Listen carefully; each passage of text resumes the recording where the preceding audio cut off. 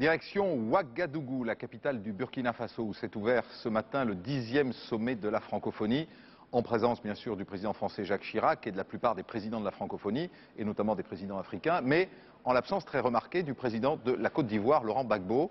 On retrouve sur place Véronique Saint-Olive et Francis Forget. Un accueil comme Jacques Chirac les aime. Dans les rues de Ouagadougou, ils sont des milliers pour chanter et danser en l'honneur du président de la République. À l'occasion du 10e sommet de la francophonie et en pleine crise de la Côte d'Ivoire, le président de la République est venu réclamer le soutien et la médiation de tous les voisins africains.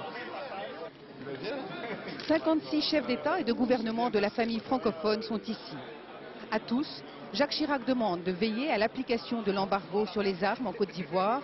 Il en appelle aussi aux bonnes relations et aux influences multiples pour tenter de calmer le jeu.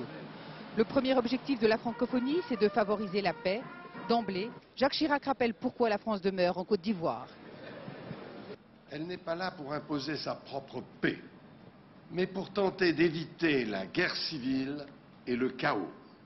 Nous devons adresser à la Côte d'Ivoire un message ferme et amical à la fois, pour que les partis renoncent à la politique du pire et à la violence, à l'illusion de la solution militaire et renouent avec le dialogue, seul chemin vers la paix.